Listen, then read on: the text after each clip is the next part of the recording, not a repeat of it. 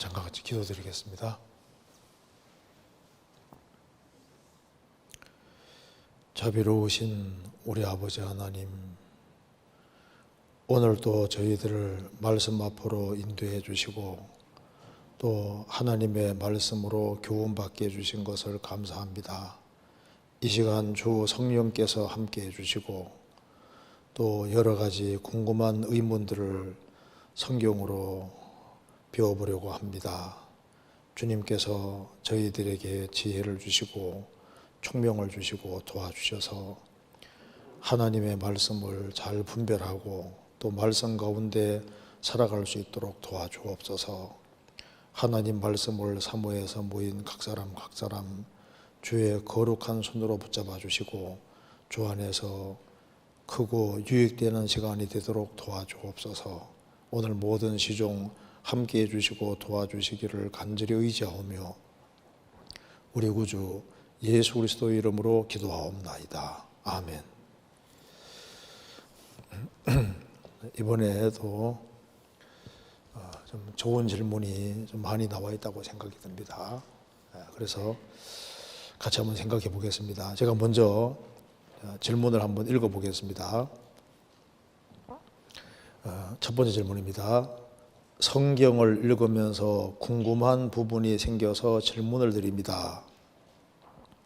민수기 14장과 여호수아 14장에는 갈렙에 대하여 여호와를 온전히 좇은 사람이라고 칭찬하시면서 갈렙이 땅을 차지하는 모습이 나와 있습니다. 하나님을 온전히 좇는 사람에게는 땅을 차지하는 영광도 주시고 한두 번이 아니라 반복해서 하나님을 온전히 좇은 사람이라고 칭찬하시는 모습을 보면서 너무도 부럽고 하나님을 온전히 좇는 모습이 어떤 모습인지 묵상하고 생각해 보았는데요. 제가 묵상한 부분이 맞는지 잘 모르겠어서 질문드립니다. 갈렙이 어떤 모습으로 하나님을 좇은 자라는 칭찬을 받을 수 있었고 우리 그리스도인들에게 필요한 모습은 어떤 모습일까요? 하는 질문입니다. 참 좋은 질문이죠. 성경을 읽으면서 이제 궁금한 부분이 생겨 질문 드린다고 했습니다. 그래서 민수기 14장, 여호수아 14장에 이제 갈렙에 대해서 칭찬하시면서 여호와를 온전히 좇은 사람이라 이렇게 하나님이 칭찬해 주셨고 그리고 이제 갈렙이 땅을 차지하고 특별한 축복을 받는 것이 나와 있습니다. 그래서 이 갈렙을 보면서 하나님이 온전한 사람이라고 온전히 좇은 사람이라고 칭찬하시는 모습을 보면서 부럽다. 부러워야지 그리스도인 마음이 그렇지 않습니까? 신앙생활을 잘하고 싶고 이제 그런 마음이 있기 때문에 너무 부럽다.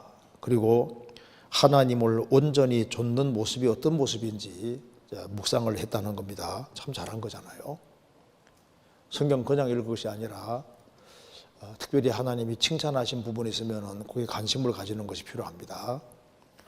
그래서 이제 묵상을 많이 해봤는데 내가 묵상한 거하고 좀 과연 묵상한 것이 맞을까 그게 이제 궁금해서 질문한다고 했으니까 이번은 분명히 갈렙의 어떤 모습을 하나님이 온전히 좇은 자라고 했을까 하고 공부를 분명히 한 것 같아요. 그래서 자신이 이제 정리해 놓은 부분하고 답하는 부분이 좀 비슷할까 맞을까 그런 걸 좀 이제 생각해서 이런 질문한 것 같습니다. 그래서 갈렙이 어떤 모습으로 신앙생활을 했기에 하나님을 온전히 좇은 자라고 칭찬을 받아주셨을까? 또 우리 그리스도인들에게 필요한 모습이 어떤 모습일까 하는 질문입니다. 자, 출애굽한 이스라엘 백성들 레위인을 제외하고 레위인은 장자 대신에 하나님께서 레위인을 하나님의 것으로 구별하셨습니다. 그래서 민수기 1장, 2장에 보면은 20세 이상으로 계수할 때 레위인은 빠집니다. 레위인을 제외한 사람 숫자가 한 60만 명이 조금 넘는데 20세 이상으로 계수함 받은 사람은 여호수아 갈렙에는 다 죽잖아요. 죽고 여호수아 갈렙이 가나안 땅에 들어가고 20살 이하 된 사람은 성장했고 또 광야 40년 동안에 태어난 사람들 다 합해서 한 60만 명 정도가 되는데 20세 이상으로 계수함을 받은 사람은 여호수아와 갈렙 외에는 다 죽고 2명만 들어가게 되는 거지 않습니까? 그러니까 이제 하나님이 특별하게 칭찬한 사람이 여호수아와 갈렙인데 이 신앙을 좀 본받아야 되겠다. 그래서 하나님께서 특별히 하나님을 온전히 좇았다고 말했을 때 이게 참 중요한 거다 그 말입니다. 그것을 이제 우리 신앙생활과 관련해서 묵상을 해본 겁니다. 같이 생각해 봅시다. 자, 도대체 갈렙은 어떤 면에서 두드러졌을까? 성경에 몇 가지가 나와 있습니다. 먼저 한번 찾아보시겠습니다. 민수기 14장. 민수기 14장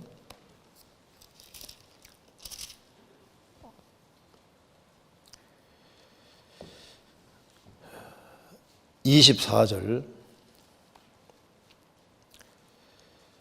오직 내 종 갈렙은 그 마음이 그들과 달라서 나를 온전히 좇았은즉 그의 갔던 땅으로 내가 그를 인도하여 드리리니 그 자손이 그 땅을 차지하리라.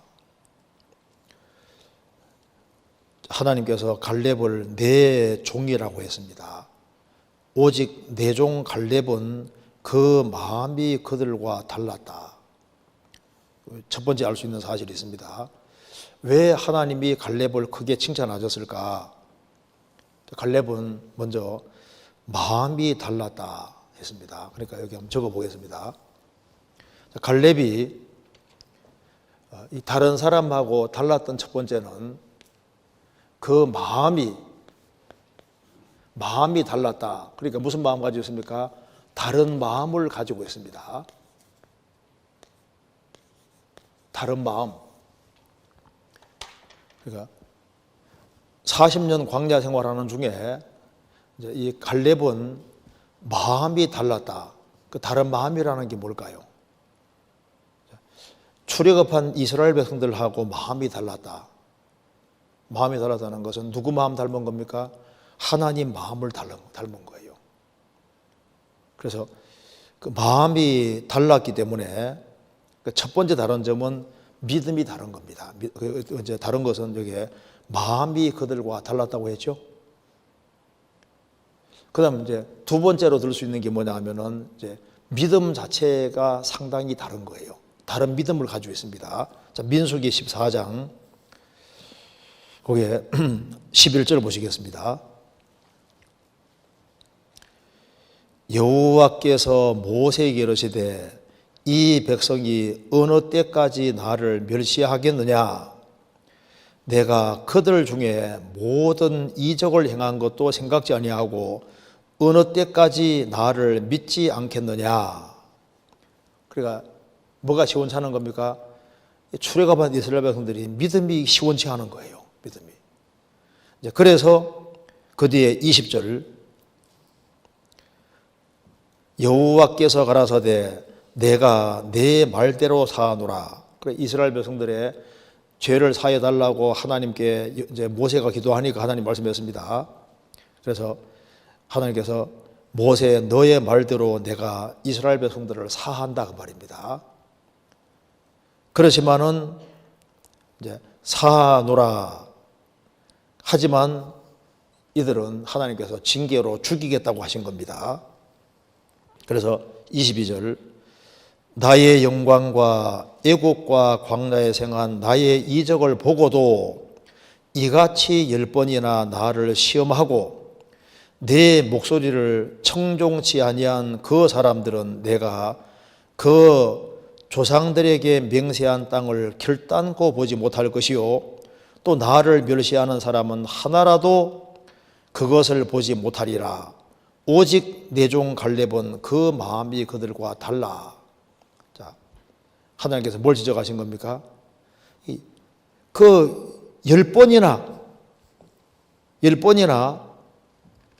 주님을 시험하고도 주님 목소리를 청종치 않았다. 그래서 주님께서 11절에 말한 대로 어느 때까지 나를 믿지 않겠느냐. 그 주된 문제가 뭔지 아시겠죠? 그러니까 여기에 갈렙하고 이스라엘 백성들이 다른 것이 믿음에서 차이가 나는 겁니다. 그래서 성경은 계속해서 강조하기를 이스라엘이 왜 광야에서 엎드러졌느냐, 믿음 때문에 엎드러졌다고 성경이 분명히 말하고 있습니다. 성경 78편 10편 찾아보시겠습니다. 먼저 신명기 9장부터 한번 보겠습니다. 신명기 9장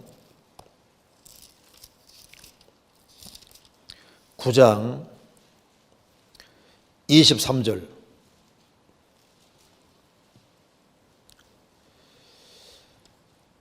여호와께서 너희를 가데스 바네에서 떠나게 하실 때에 이르시기를 너희는 올라가서 내가 너희에게 준 땅을 얻으라 하시되 너희가 너희 하나님 여호와의 명령을 거역하여 믿지 아니하고 그 말씀을 듣지 아니하였나니 내가 너희를 알던 때부터 오므로 너희가 항상 여호와를 거역하였느니라. 가나안 땅 차지하라고 했는데 너희가 여호와의 명령을 거역하고 믿지 않았다. 그래, 주된 문제가 뭡니까? 믿음 문제. 믿음이 시원찮은 거예요. 믿음. 그러니까 주님께서 갈렙을 볼 때 갈렙은 그 확실한 믿음을 가지고 있는 겁니다.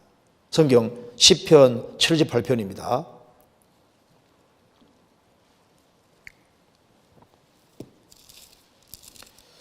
시편 78편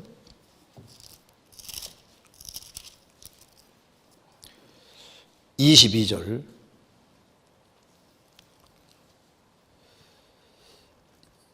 출애굽에서 40년 광야 생활하는 이스라엘 백성들에게 말하면서 22절에 이는 하나님을 믿지 아니하며 그 구원을 의지하지 아니한 용고로다. 하나님께서 왜 계속적으로 진노하셨냐면은 이는 하나님을 믿지 아니하고 제대로 믿지를 않았어요. 32절. 그럴지라도 저희가 오히려 범죄하여 그의 기사를 믿지 아니하였으므로 하나님이 저희 날을 헛되이 보내게 하시며 저희 해를 두렵게 지내게 하시도다. 그래서 믿지 않았기 때문에 하나님께서 이스라엘을 38년 동안 끌고 다니면서 다 죽게 했습니다. 그래서 믿지 아니하였으므로 하나님이 저희 날을 헛되이 보내게 하시며 저희 해를 두렵게 지내게 하시다. 그러니까 1년, 2년 지나가면서 계속해서 엎드렸었던 겁니다. 그러니까 핵심이 뭐냐? 바로 믿지 않았다. 그렇게 주님 말씀하신 겁니다. 시편 그 뒤에 106편 찾겠습니다.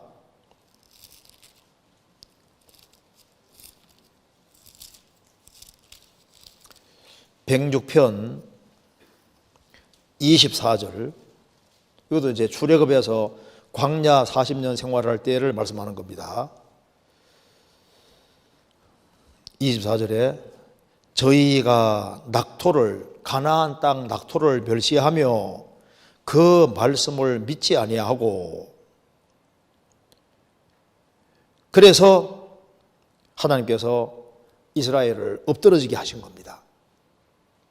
그러니까 40년 광야 생활할 때 그 엎드려진 사람들의 특징하고 이 갈렙의 특징 차이가 뭐냐면은 첫 번째 뭡니까? 여기 이제 그 갈렙은 그들과 마음이 달랐다. 어째서 다른 마음을 가지게 됐을까요? 그는 확실하게 믿음이 확실한 겁니다. 그러니까 믿음이 확실한 사람은 다른 마음을 가지게 되는 거예요. 다른 마음. 그러니까 갈렙은 믿음이 확실하니까 마음도 다른 마음을 가지고 있고 그러니까 하는 말도 다릅니다. 그리고 이제 행동도 다른 거예요. 그러니까 믿음이 확실한 사람은 마음도 다르고 그리고 말도 다르고 행동도 다른 것이 맞잖아요. 그래서 이제 정탐꾼 12명이 이제 가나안 땅 정탐으로 갔습니다. 갔다가 와서 10명의 정탐꾼들은 뭐라 그랬습니까? 야, 이 가나안 사람들을 성벽은 하늘에 닿았고 하늘에 닿는 성벽이 돼 있어요. 그리고 아낙 자손들은 막 얼마나 큰지 우리는 볼 때 우리는 메뚜기같이 작더라. 근데 갈렙은 뭐라 했습니까? 야, 그들은 우리 밥이다 그랬습니다. 그렇죠? 그러니까 말 자체가 다르잖아요. 말 자체가. 그러니까 믿음이 다르면은 마음이 다르고, 그러면 말이 다르고 행동이 다르게 되어 있는 겁니다. 민수기 14장입니다.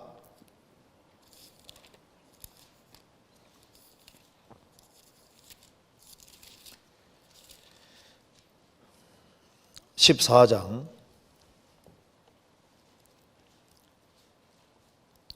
먼저 13장 이제 가나안 땅 갔다 왔던 사람들이 하는 얘기 들어보십시오. 이제 여기 28절.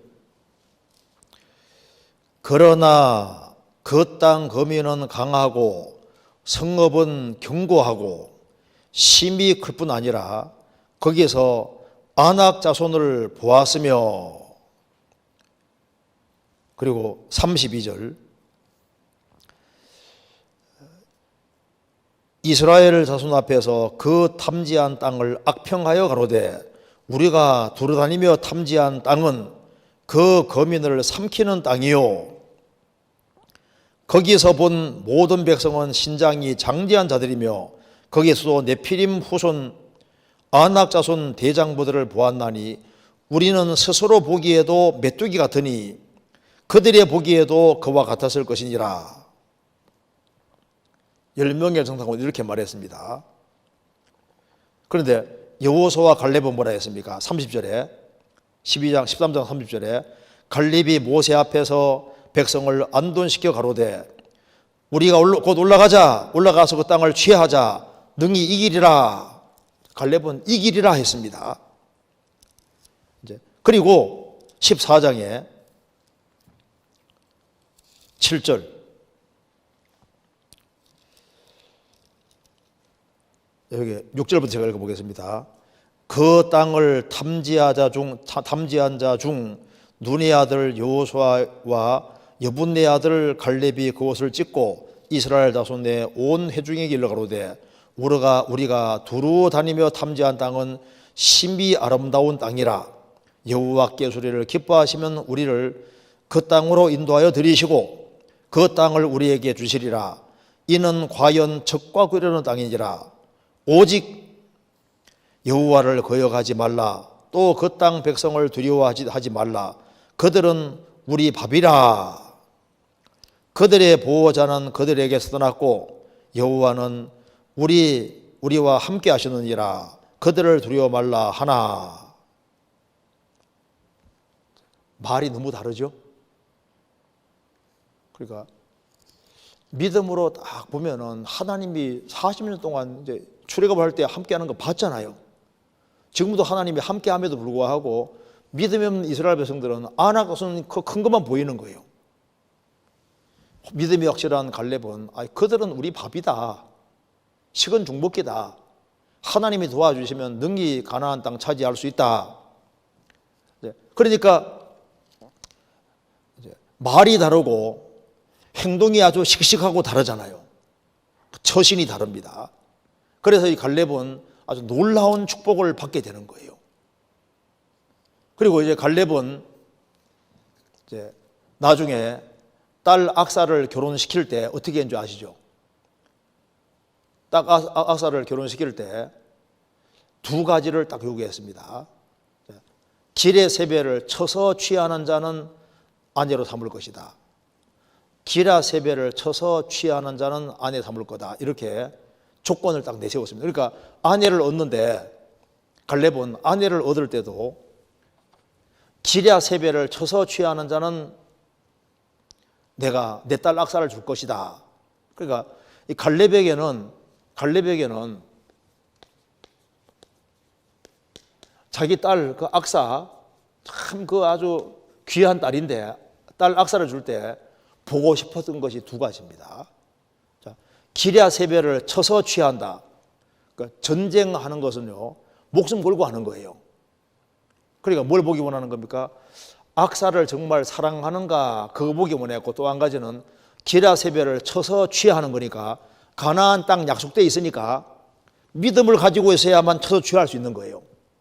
그러니까 확실한 사랑과 믿음 이 두 가지를 갖고 있는지를 보고 싶어 했습니다. 그러니까 갈렙은 그 사람이 뭐 세상적으로 얼마나 훌륭하냐 그거 본 것이 아니라 악사를 정말 사랑하는 사람일까, 또 한 가지는 하나님이 원하시는 확실한 믿음을 가진 사람일까 그거 보기 원했고, 그래서 온니엘이라는 사람이 온니엘이 기랴세벨을 쳐서 악사를 얻습니다.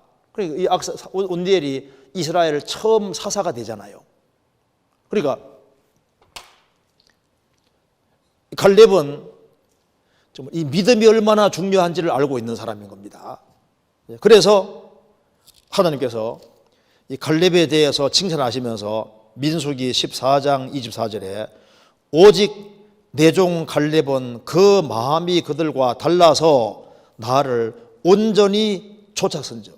그러니까 믿음이 아주 확실하니까 마음이 그들과 다르고, 믿음이 확실하니까 온전한 마음을 가지고 주님을 적극적으로 따르니까 말도 아주 확실하게 온전한 말을 하고 주님을 위해서 말을 하고 행동도 아주 확실하게 하잖아요. 그래서 주님께서 말씀하기를 나를 온전히 쫓았다 이렇게 칭찬해 주셨습니다. 그러니까 결론이 뭐냐 하면은 믿음이 확실한 것이 제일 먼저 중요한 거예요. 믿음이 확실해야지 마음이 확실하게 되고, 그래야지 행동도 온전하게 되고, 그러니까 연결되어 있는 겁니다. 자, 시편 찾아보시겠습니다. 시편 119편입니다. 119편 1절입니다.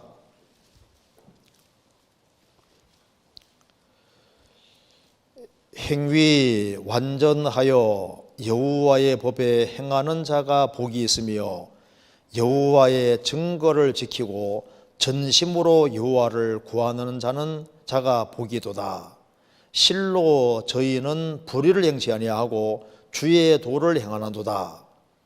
주께서 주의 법도로 명하사 우리로 근실히 지키게 하셨나이다. 이 말씀 보면은 행위 완전하여, 행위가 완전한 사람 복이 있다고 했습니다. 그런데 완전한 행위는 꼭 완전한 마음하고 연결이 되어 있습니다. 그래서 행위 완전하여 여호와의 법에 행하는 자가 복이 있다. 한 사람이 구원을 받고 구원받은 사람이 하나님의 말씀으로 온전케 되고, 그리고 이제 주의 일을 하게 되는 겁니다. 하나님께서 원하시는 것은 그리스도인들이 온전케 되는 것을 원하시는 겁니다. 그래서 마태복음 6장 끝에도 너희 아버지의 온전하심 같이 너희도 온전하라. 온전하게 되는 게 아버지 뜻입니다. 욥이라는 사람의 소원도 자신 행위를 완전케 하고 온전케 하는 것이 그의 목표였던 겁니다. 신앙생활을 하라고 하는 사람들은 누구든지 주 안에 정말 아주 온전하게 바르게 행하기를 간절히 원하는 겁니다. 이거 잠깐 접고 욥기 4장 찾겠습니다. 욥기 4장 6절입니다.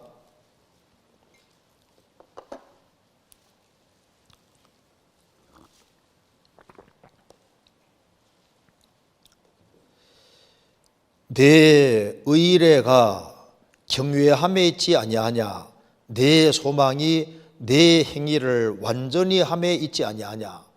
욥이라는 사람의 소원도 그는 내 의례가 경외함에 있지 않냐, 그는 하나님을 정말 경외하면서 의지하고 살았습니다. 그 소망은 내 행위를 완전히 함에 있지 아니하냐, 그 행위를 주 안에서 아주 딱 정말 바르게 하려고 노력했던 사람이 욥입니다. 그래서 행위 완전하여 여호와의 법에 행하는 자가 복이 있나이다. 행위 완전하여, 그래 행위 완전과 여호와의 법이 연결되어 있잖아요. 행위 완전하여 여호와의 법에 행하는 자가 복이 있다. 그러니까 행위 완전하다는 것이 뭡니까? 하나님의 법을 알고 하나님 말씀 가운데 살아가는 것이, 그게 이제 행위 완전한 길인 겁니다. 하나님 말씀을 받고 하나님 말씀을 지키고 살아가는 이것이, 그 행위 완전하다는 것은 하나님 말씀 안에 살아가는 것을 말하는 겁니다.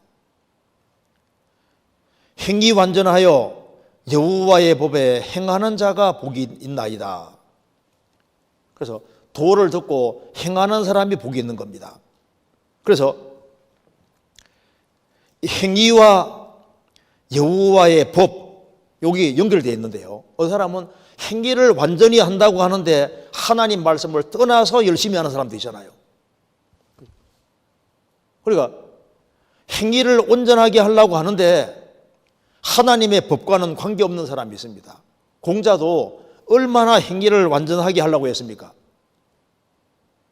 근데 하나님 말씀 가운데 걸어가는 건 아닙니다. 나름대로 어떤 기준 세우고 그 기준 따라서 열심히 살아가는 사람이 있는데, 바리새인들도 자신들이 세운 규칙 안에서 아주 열심히 하려고 노력했습니다. 그런데 성경은 말합니다. 행위 완전과 여호와의 법이 연결되는데 하나님의 법, 하나님의 말씀 안에서 완전을 추구해야 되는 겁니다. 그런데 다시 잘 보시면 시편 119편에 행위 완전하여 여호와의 법에 행하는 자가 복이 있으며 여호와의 증거를 지키고 전심으로 여호와를 구하는 자가 복이도다. 그러니까 여기 전심,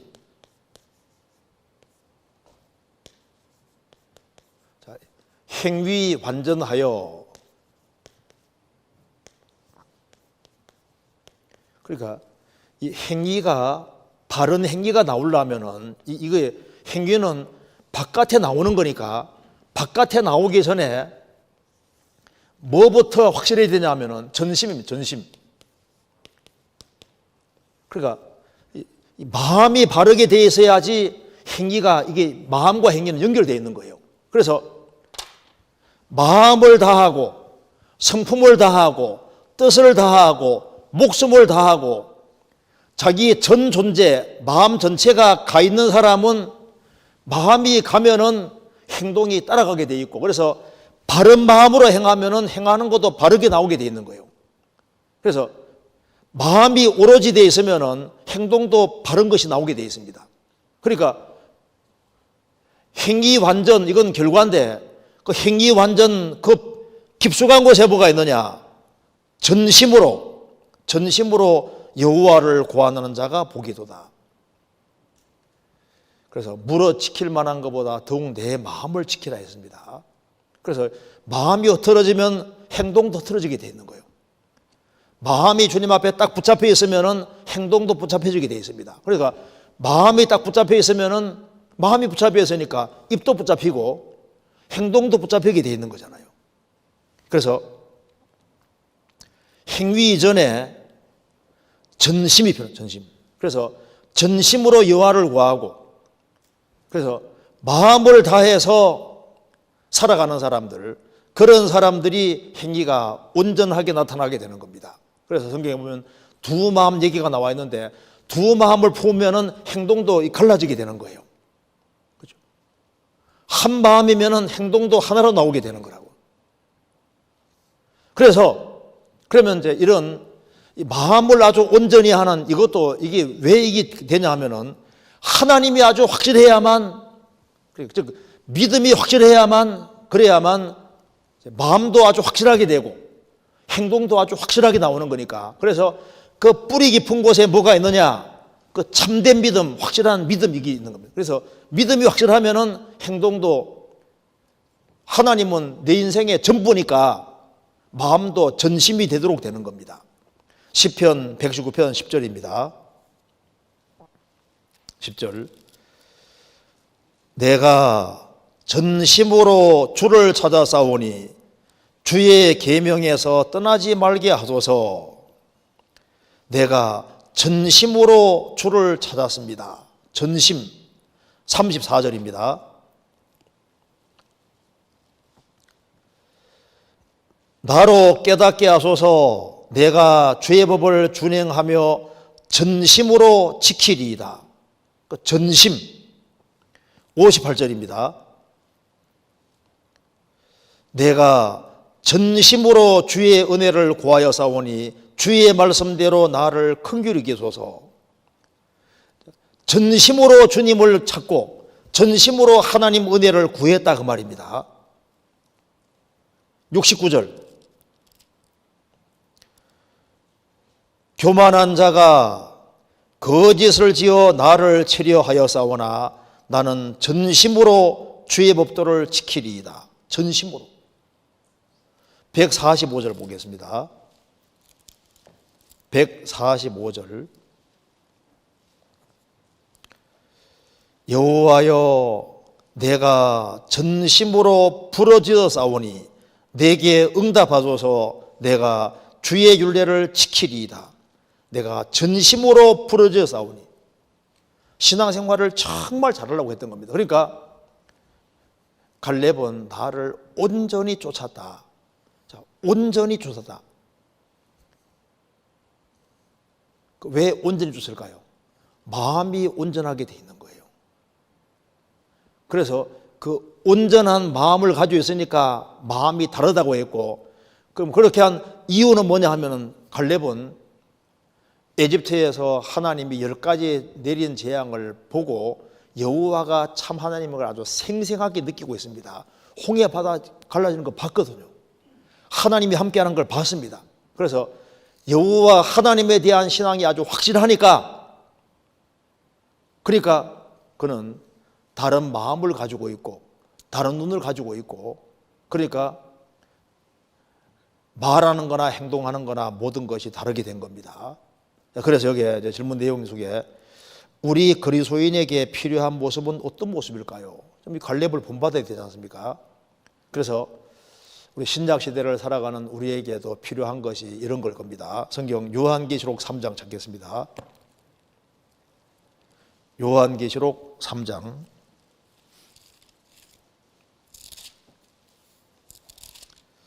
3장 1절.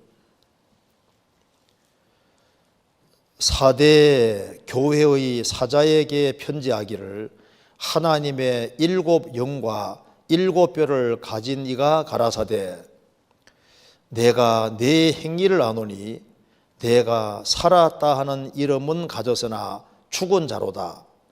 너는 일깨워 그 남은 바 죽게 된 것을 굳게 하라. 내 하나님 앞에 내 행위에 온전한 것을 찾지 못하였노니 그러므로 내가 어떻게 받았으며 어떻게 들었는지 생각하고 지켜 회개하라. 여기 사대 교회에 대해서 얘기를 하면서 주님이 하나님의 7 영과 7 뼈를 가진 이로 나타나셨습니다. 여기 아시아 7교회에 나타나는 모습이 제일 필요한 것이 뭔지를 보여주고 있는 겁니다. 여기 사대 교회에 제일 부족한 것이 바로 하나님의 7 영과 7 뼈를 가지니, 그러니까 특별히 7 영이 뭡니까? 성령. 그러니까 성령에 대해서 잘 모르는 거예요. 그래서 이 성령과 신앙생활은 정말 연결되어 있습니다. 그래서 여기 보면은 내가 내 행위를 아노니 내가 살았다는 이름은 가졌으나 죽은 자로다. 살았다고 했는데 주님 보실 때는 죽은 자다. 구원 안 받은 사람은 살았다는 이름 가졌지만은 거듭 만난 사람은 죽은 자잖아요. 그런데 여기서 보면은 너는 일깨워 그 남은 바 죽게 된 것을 굳게 하라. 완전히 죽은 것이 아니잖아요. 그죠? 자, 구원은 받았다고 했으나 신앙생활은 죽은 사람이 될 수 있습니다. 살았다는 이름은 가졌으나 죽은 자로다. 그런데 완전히 죽은 것이 아니죠. 그러므로 너는 일깨워 그 남은 바 죽게 된 것을 굳게 하라. 아직 다 죽은 게 아니에요. 자, 구원을 확실히 받아서도 신앙생활은 하나님 볼 때 죽은 게 될 수 있습니다. 요거 잠깐 접고 디모데전서 5장 찾겠습니다. 디모데전서 5장 6절 같이 읽어보겠습니다. 5장 6절 같이 읽겠습니다. 일락을 좋아하는 이는 살았으나 죽었느니라. 자, 이 과부인 사람이 구원을 받았는데 구원받은 과부가 맨 먹고 노는 거 좋아해요. 살았으나 거듭난 건 맞지만은 신앙생활은 죽은 자로다. 구원을 받았어도 자신이 마땅히 해야 될 일을 알지 못하고 살아가면은 살았지만은 신앙생활은 죽은 자가 될 수 있는 겁니다. 그러니까 주님께서 생명은 가지고 있다고 하지만은 내 행위에 온전한 것은 찾지 못했다, 이렇게 말씀하시는 겁니다. 다시 보시겠습니다. 계시록 3장 1절에 하나님의 일곱 영과 일곱 별을 가진 이가 가라사대 내가 네 행위를 아노니 내가 살았다는 이름은 가졌으나 죽은 자로다. 너는 일깨워 그 남은 바 죽게 된 것을 굳게 하라. 내 하나님 앞에서 내 행위에 온전한 것을 찾지 못하였노니, 내 행위에 온전한 것을 찾지 못했다.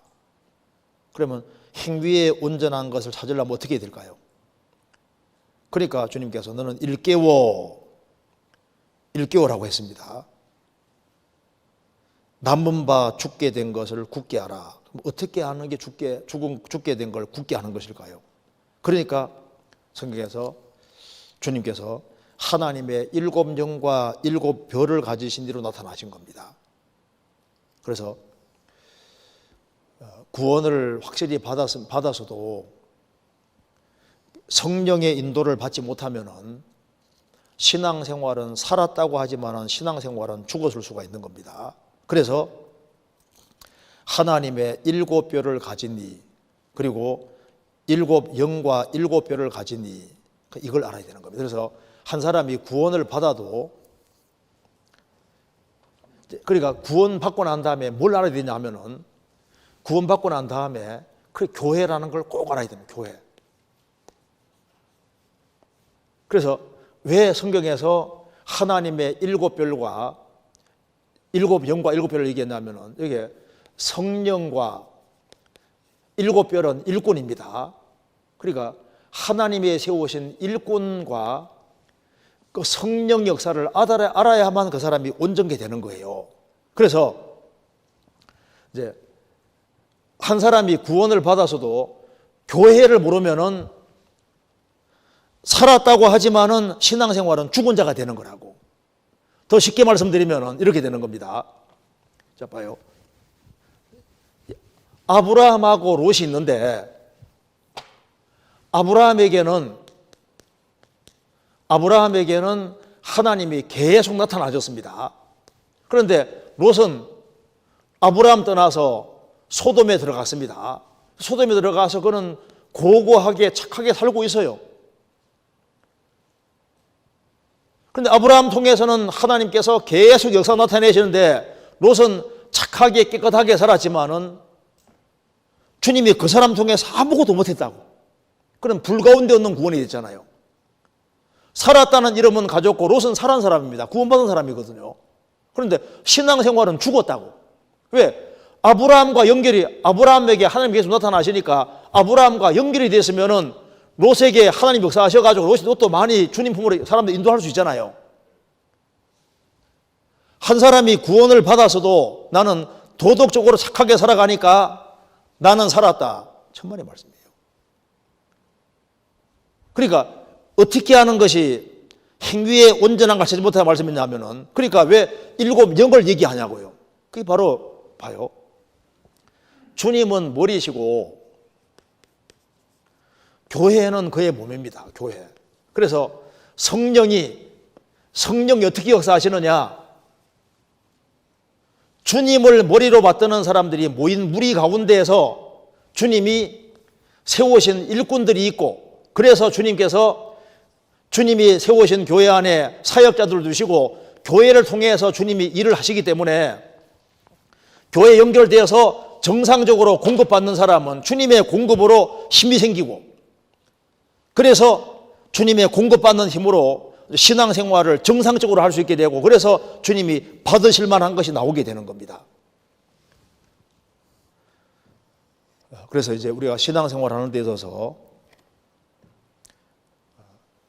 어떻게 행위에 온전한 것이 나오게 되고 주님이 받으실 만한 게 나올 수 있느냐, 그것이 교회에 연결되어서 성령의 계속적인 공급을 받아서 그 사람이 조금 계속 바꿔지면서, 그래서 그 사람이 점점 온전하게 바꿔지면서 주님이 이제 받으실 만한 것이 계속 나오게 되는 거예요.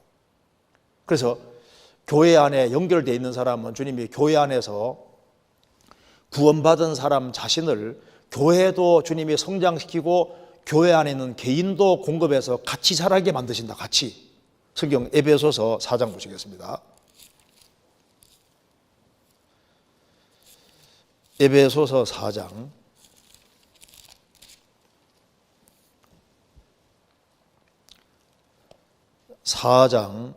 15절입니다.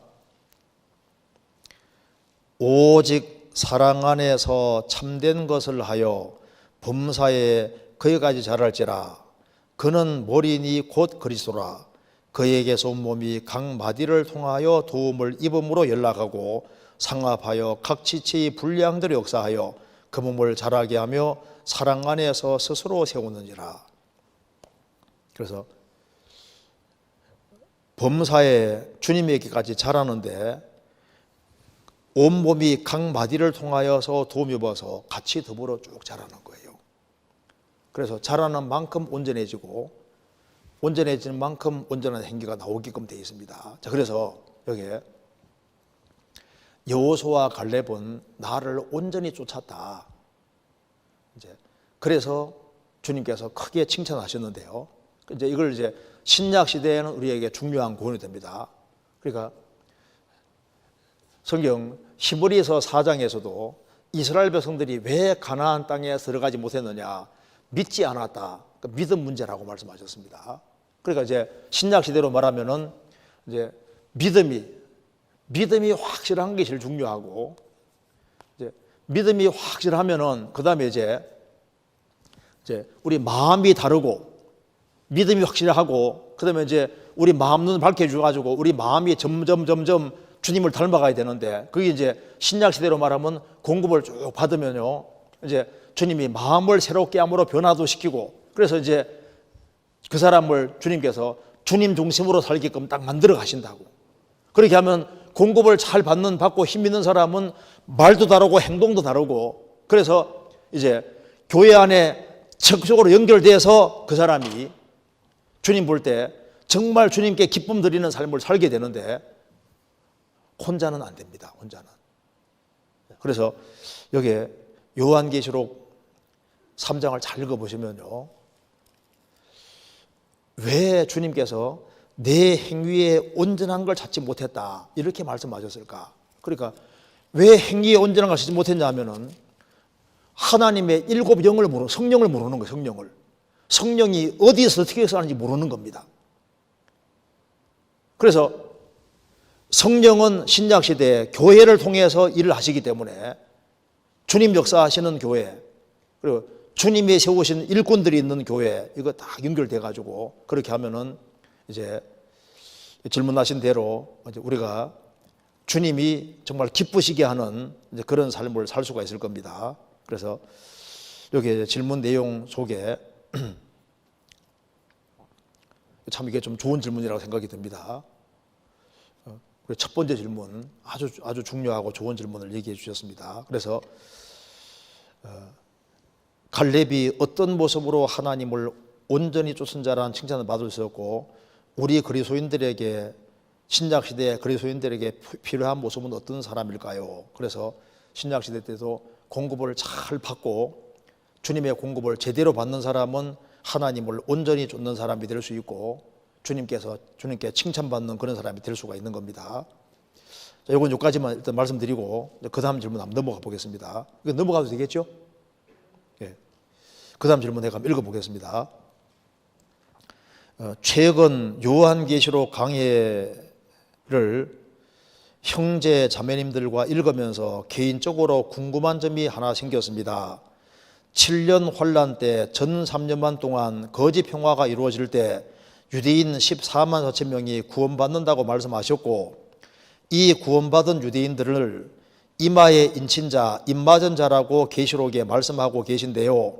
계시록 9장에 5번째 나팔 심판 때 땅에 성충이 올라와 입맞지 아니한 사람들을 해한다는 말씀을 봤습니다. 요한계시록 9장 4절에 저희에게 이르시되 땅에 풀이나 푸른 것이나 각종 수목은 해하지 말고 오직 하나님 이마에 하나님의 입맞지 아니한 사람들만 해하라 하더라. 이 부분을 읽고 계시록에서 말씀하시는 이마에 하나님의 입맞은 자는 이 구원받을 유태인 14만 4천 명을 가르친다는 생각이 들었습니다.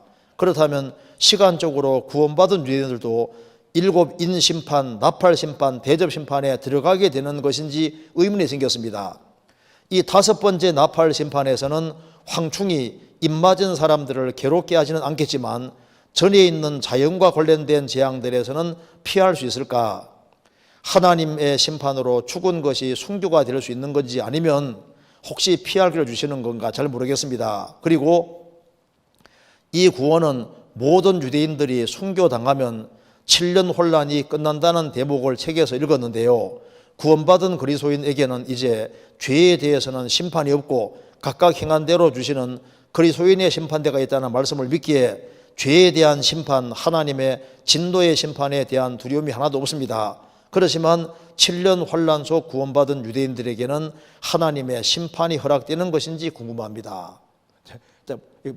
질문은 복잡한데 내용은 간단한 내용입니다. 여기 질문 내용 속에 7년 환란 전 3년 동안 유대인들이 구원을 받잖아요. 그죠? 이거 잠깐 정리해 봅시다.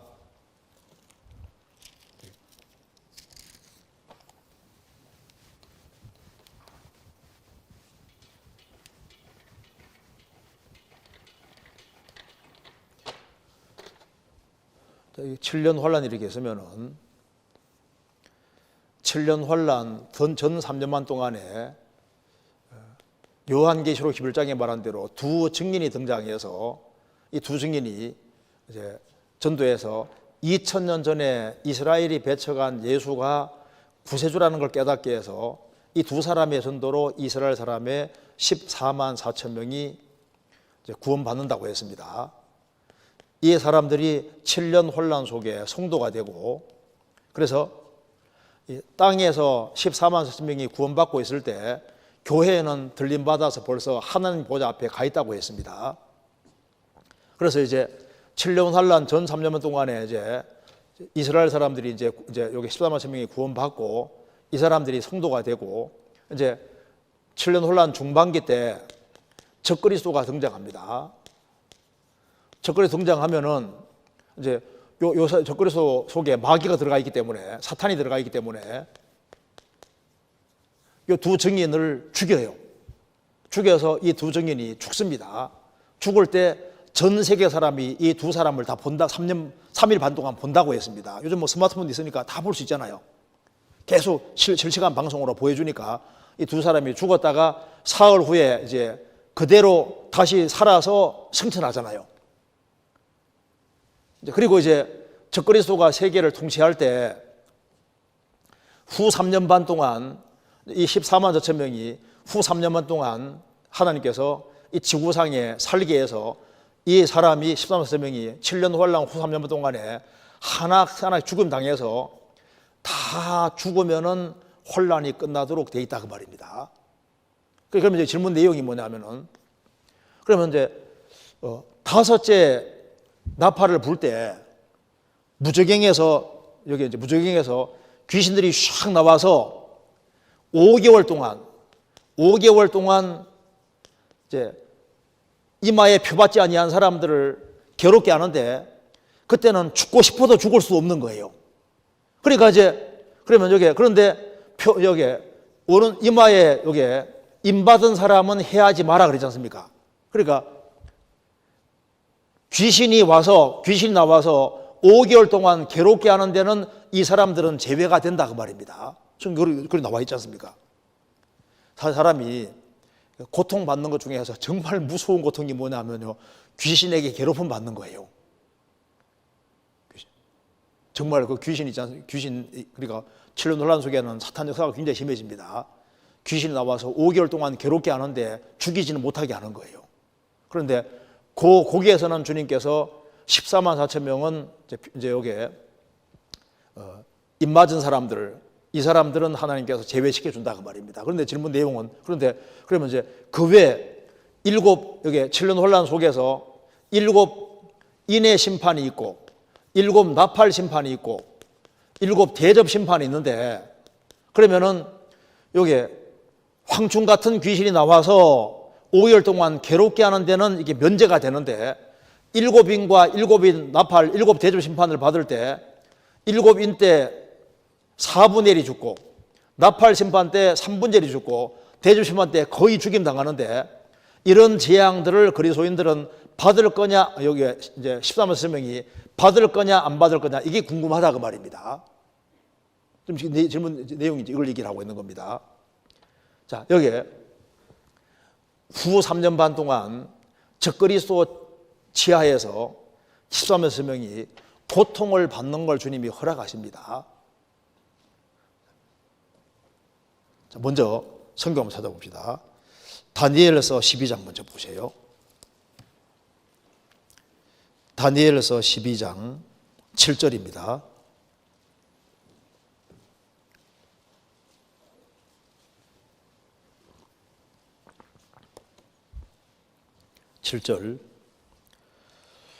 내가 들은즉 그 세마포를 입고 강물 위에 있는 자가 그 좌우 손을 들어 하늘을 향하여 영생하시는 자를 가리켜 맹세하여 가로되 반드시 한때 두때 반때를 지나서 성도의 권세가 다 깨어지기까지리니 그렇게 되면 이 모든 일이 다 끝나리라 하더라.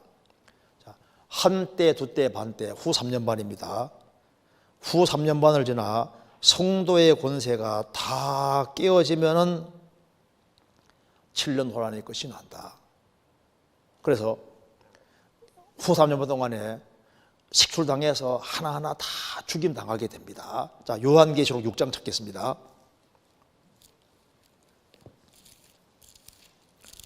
요한계시록 6장 9절입니다.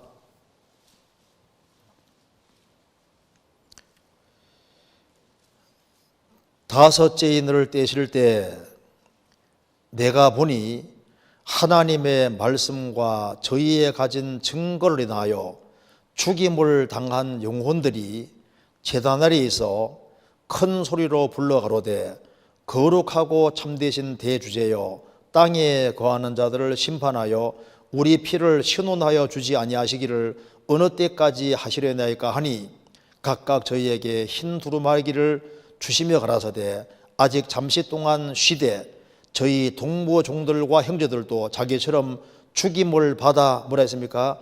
그 수가 차기까지 하라 하시더라. 요 사람들에 대해서 계시록 20장에 설명하면서 이 사람들이 14만 4천 명 7년 혼란 속에서 순교하는 사람이라고 설명이 되어 있는데 조금 이따 보여드리겠습니다. 그래서 여기에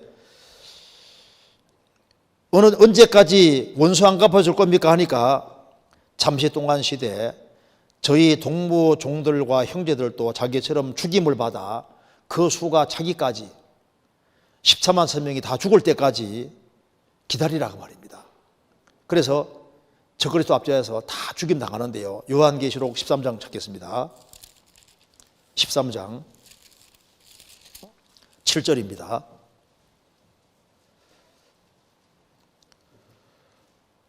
또 권세를 받아 성도들과 싸워 이기게 되고 각 족속과 백성과 방언과 나라를 다스리는 권세를 받으니 성도들과 싸워 이긴다 그랬죠. 적그리스도 압제에서 성도들이 고통을 실제로 받게 되고 그래서 14장에 보시겠습니다.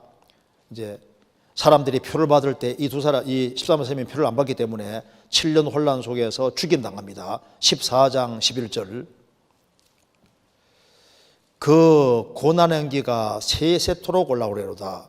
짐승과 그의 우상에게 경배하고 그 이름의 표를 받는 자는 누구든지 밤낮이 멀지 못하려 하더라.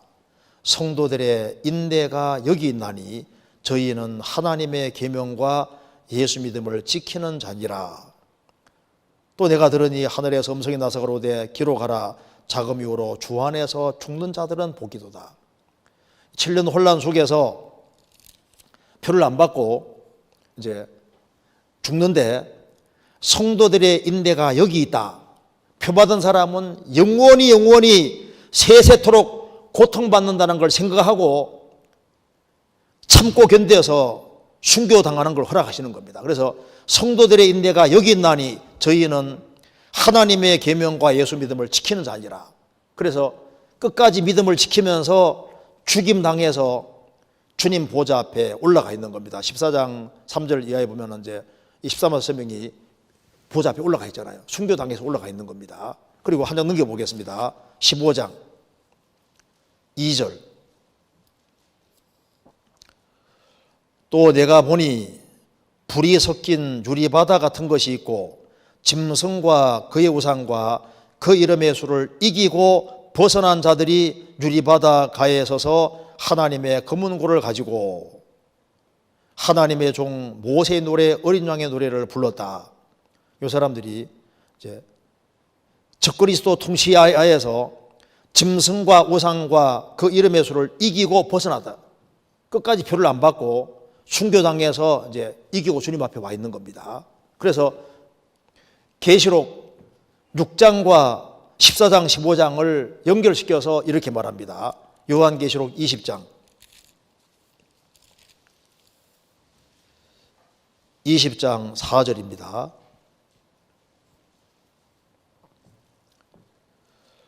또 내가 보호자들을 보니 거기 앉은 자들이 있어 심판하는 권세를 받았더라.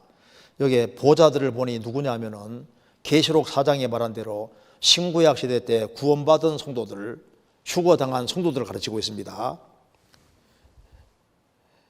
보호자들을 보니 거기 앉은 자들이 있어 신구약 시대 그리스도인들을 가리키는 겁니다. 그러면서 그 뒤에 또 내가 보니 예수의 증거와 하나님의 말씀을 인하여 목배임을 받은 자의 영혼들과 계시록 6장입니다.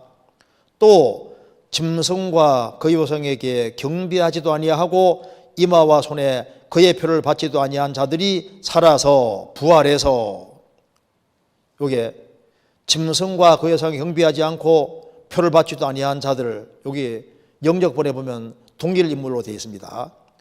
예수의 증거와 하나님 말씀을 인하여 목배임 받은 자의 영혼들 곧 짐승의 이름과 그의 우상에게 경배하지도 아니하고 이마의 손에 표를 받지도 아니한 자들이 살아서 부활해서 그리스도와 더불어 1000년 동안 왕노릇 한다. 그래서 혼란 전에 들림받은 사람과 똑같이 7년 혼란 속에서 순교당한 14만 천명도 부활해서 1000년 동안 같이 왕노릇하고 영원한 천국에서 같이 사는 겁니다. 그럼 여기 이제 질문 내용 속에 그러면 이제 이게 심판을 할 때 여기 이제 귀신에게 5개월 동안 괴롭힘 당하는 것은 하나님께서 괴롭힘 당하지 않게 막아주는데 그 나머지 7년 혼란 속에서 여러 가지 재앙 만날 때 그리스도인들이 여기 이제 14만 4천 명이 여기에 그런 어려운 환경 속에 있으니까 어려움을 당하느냐 성경에 구체적으로 나온 것 없지만은 어려움을 혼란을 통과하는 속에서 피해 숨어 다니다가 결국은 다 붙잡혀 죽는 거니까 아주 엄청난 고통을 받는 것이 맞습니다. 왜 이런 일이 있냐 하면은 하나님께서 시대에 따라서 똑같은 어려움을 주는 게 아니에요. 초대교회 당시에 그리스도인들이 엄청나게 순교당하고 많이 죽임 당했습니다. 그래서 시대마다 지역에 따라서 하나님께서 그 사람들에게 어려움 주시는 정도가 분명히 다릅니다. 초대교회 당시에 베드로 사도가 이제 네로 황제 박해 앞두고 그리스도인에게 심판이 시작됐다고 얘기를 했습니다. 한번 찾아보시겠습니다. 베드로전서 4장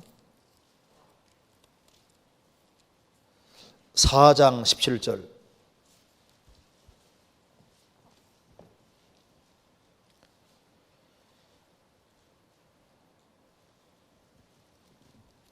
제가 한번 조심스럽게 쪄보겠습니까?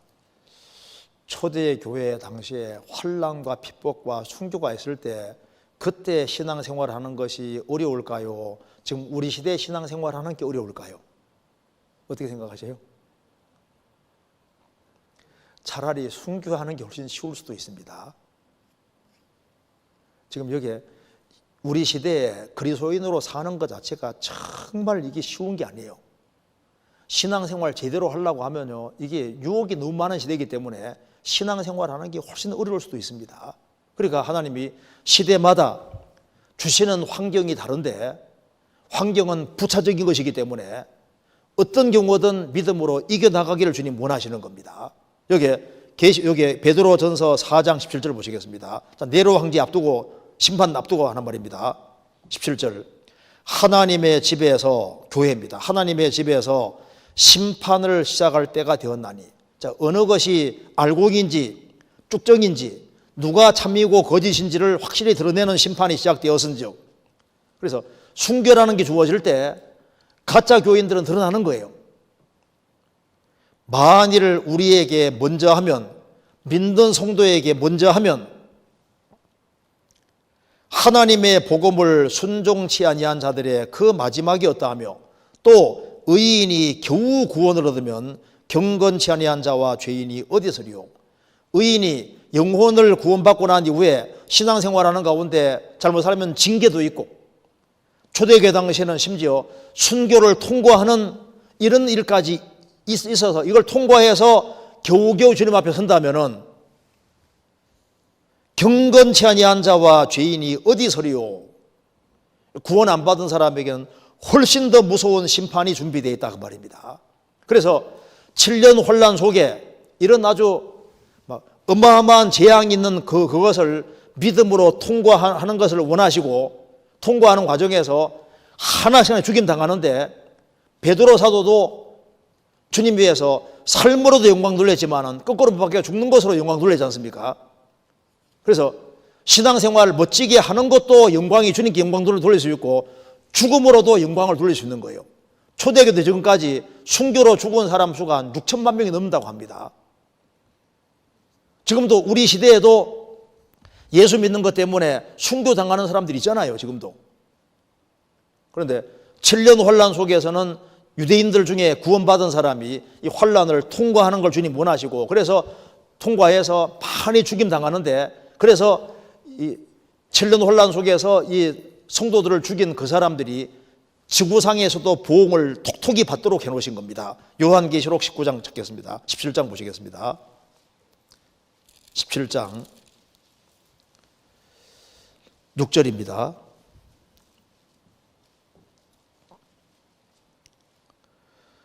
또 내가 보매 이 여자가 성도들의 피와 예수의 증인들의 피에 취한지라. 내가 그 여자를 보고 기억이고 그게 기억이니.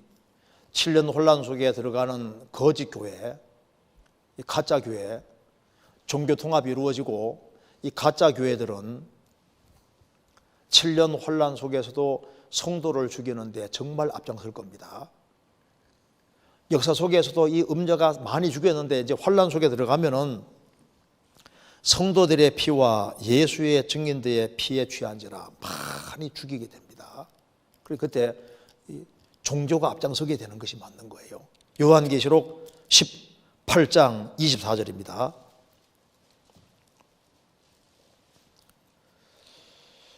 선지자들과 성도들과 및 땅 위에서 죽임당한 모든 자의 피가 이 성중에서 보였느니라 하시더라. 선지자 두 사람을 죽이잖아요. 14만 명을 죽이고 그 외에 또 많은 사람을 죽이는데, 선지자들과 성도들과 및 땅 위에 죽임당한 모든 자의 피가 이 성중에 보였느니라. 그래서 적그리스도 체제 속에, 그리고 거짓 선지자, 그 종교 체제 속에서 많은 사람들이 죽임을 당하는 겁니다. 그래서 그 수없이 많은 사람의 피를 흘렸기 때문에 혼란 속에서 사람들은 피를 마시게 되는 겁니다. 요한계시록 16장입니다. 4절. 셋째가 그 대접을 강과 물 근원에 쏟음에 피가 되더라. 내가 들으니 물을 차지한 천사가 가로되 전에도 계셨고 시방도 계신 거룩하신 이여 이렇게 심판하시니 의로우시도다. 저희가 성도들과 선지자들의 피를 흘렸으므로 저희로 피를 마시게 한 것이 합당하니이다 하더라. 이제 앞으로 7년 혼란 속에서는 수도꼭지 들면 피가 확 나오게 되어 있습니다. 모든 게 다 피로 바뀌니까.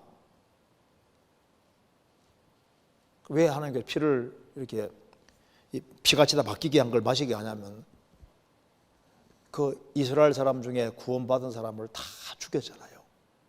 죽이는데 전 세계 사람이 앞장서서 다 삭줄에 죽이게 되는 거니까 주님께서 피를 마시게 하고 이 두 중년 선지자를 죽였으니까 그 피를 마시게 하는 거예요. 그래서 하나님께서 시대마다 사람에게 어려움을 주는 정도가 다 다른데 초대교회 당시에 특별히 많은 순교들이 있었습니다. 우리 시대는 순교가 별로 적죠. 그리고 나라마다 특별히 또 순교가 또 많이 있는 지역도 있었습니다. 네, 7년 혼란 속에 14만 자천 명이 그 구원을 받고 혼란을 통과하면서 차례차례 죽임 당하는 게 하나님 뜻이고 하나님이 죽는 걸 허락하시는 거예요. 그게 그들에게 정말 영광이 될 겁니다. 그러니까 주님 위해서 살 수 있는 기회가 주어지는 것도 영광이고 주님을 위해서 신앙 때문에 죽을 수 있는 것도 그것도 영광이 되는 거고 또 그리고 그 사람 그걸 견딜 수 있는 범위 안에서도 주시는 거예요. 감당할 이상의 시험은 없지 않습니까? 어떤 감당할 때는 또 그만큼 믿음도 주시고 감당하게 하시는 겁니다. 하나님께서 혼란 속에 유대인 중에 구원받은 사람들 그 사람에게 특별하게 역사해 주실 겁니다. 그래서 그리고 어쨌든 간에 지금 구원받는 게 훨씬 나은 거예요. 은혜 시대에 구원받는 게 훨씬 낫고 이제 혼란 속에서 구원받을 경우에 엄청 그 시련을 통과하는 속에서 주님 보좌 앞에 서게 되는 겁니다. 어쨌든 간에 이제 이렇게든 저렇게든 구원받는다는 게 중요한 겁니다. 그죠? 그래서 이제 구원받은 사람도 참 어려움을 당하는데 안 받은 사람은 이제 큰일 나는 거예요. 그 다음 여기 질문, 이건 이제 넘어가도 되겠죠? 내용이 바로 그것입니다. 그 넘어가 봅시다. 이 사람들은 이제 죽임 당해서 주님 보좌 앞에 가 있는 곳으로 계시록 14장에 나옵니다. 주님 보좌 앞에 가 있는 곳으로 되어 있어요. 그래서 이제 7년 혼란 끝에 혼란 전에 들림 받은 사람과 똑같이 이 사람들도 7년 혼란 끝에 이제 주님 재림하시면은 똑같이 부활의 몸을 입고 1000년 동안 왕노릇하고 영원한 천국에서 영원히 왕노릇한다고 성경에 나와 있는 겁니다. 자, 그 다음 질문 보겠습니다. 성도 교제의 밤이나 찬양의 밤 등등 공연성 교제 활동이 필요한지에 대한 성경적 근거가 궁금합니다. 빌립보서 1장 5절 말씀에 따르면 복음에서 교제한다고 되어 있는데 즉 초대교회 성도들처럼 말씀 중심 혹은 정도 중심이면 충분하지 않을까 생각이 든 적이 있습니다. 찬양이나 연극 등 공연성 교제 활동을 준비하는 과정에서 아무래도 기능적인 부분도 신경을 쓸 수밖에 없으니 경우에 따라 시간과 노력과 물질이 많이 소요되는 경우도 있습니다. 마지막 때인데 이런 시간과 노력을 좀 더 전도에 도움되는 활동이나 말씀을 배우는 데 투자하면 신앙적으로 더욱 도움이 되지 않을까요? 물론 찬양 관련해서는 무디와 생기 사례처럼 말씀 전 특송이나 세신자, 결혼 등을 위한 축하 특송 등은 중요하다고 생각합니다. 질문에 오해 없기를 바랍니다.까지 가로까지 해놨습니다. 그리고 이제 전도 관련 행사는 예를 들면 전도 대상자를 위해서 편지나 롤링 페이퍼 작성하기, 전도 선물 같이 만들기, 전도 사례 발표, 임원 포함해서 조별로 전도 신방 계획하기, 중고거래를 통해서 집회 헌금 마련하기 등 말씀 관련 행사는 예를 들면 사무엘 학교처럼 암송 시험을 치거나 성경 범위나 신앙 서적을 정해서 퀴즈 풀기 등등 다양한 선례가 많습니다. 분명히 대학생 같아요, 질문하신 분이. 여기 이제 성도 교제의 밤이나 찬양의 밤 등등 이걸 공연성 교제 활동이 필요한지에 대한 성경 증거가 궁금합니다. 빌립보서 1장 5절에 복음에서 교제한다고 되어 있는데, 그래서 초대교회 성도들처럼 말씀 중심 혹은 전도 중심 활동이면 충분하지 않을까요? 이런 생각을 한다는 겁니다. 이게 참 좋은 질문이죠. 자, 빌립보서 1장에 말한 대로 우리가 복음으로 구원받고 복음 안에서 교제하는 겁니다. 그래서 빌립보서 1장은 우리가 복음으로 구원받고 복음 안에서 교제하고 복음을 위해 협력하는 것이 교제하는 거다, 이렇게 얘기를 했고, 2장에서는 이제 성도의 교제에서는 이제 겸손이 중요한 것이다. 그래야만 원망과 시비가 없다. 빌립보 3장에서는 그럼 교제가 뭐냐? 주님의 죽으심에 동참하는 것이 그게 바로 교제하는 것이다. 4장은 복음 전도를 위해서 물질을 협력하는 것이 전도하고 교제하는 것, 이렇게 설명해 놨습니다. 그래서 성경 보시면은 갈라디아서는 뭘 강조합니까? 믿음으로 구원받는 걸 강조하잖아요. 에베소서는 이제 구원받은 사람은 교회를 알아야 된다, 에베소서입니다.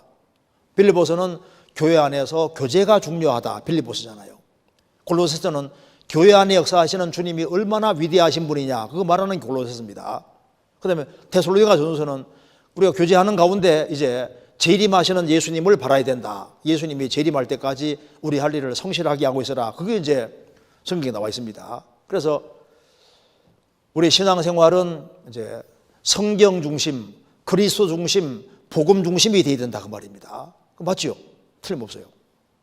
그러니까 이렇게 질문 내용 중에 그러면 이제 복음 중심으로 하면 되는 거니까 뭐 이게 특별히 시간 내 가지고 이게 말한 대로 성도 교제 밤이나 찬양의 밤 등등 이런 것이 뭐 굳이 필요하겠느냐, 이걸 한번 생각을 해봅시다. 성경 한번 찾아봅시다. 고린도전서 10장입니다.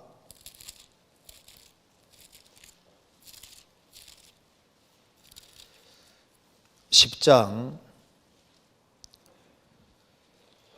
31절.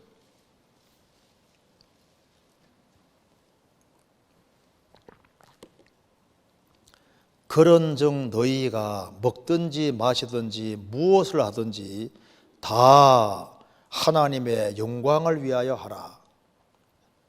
먹든지 마시든지 뭘 하든지 다 하나님 영광을 위하여 하라 했습니다. 그러니까 먼저 우리가 하는 것이 일단 죄가 되면 안 되는 거예요, 그렇죠? 그리고 하나님께 영광이 돌아가야 되는 겁니다, 그렇죠?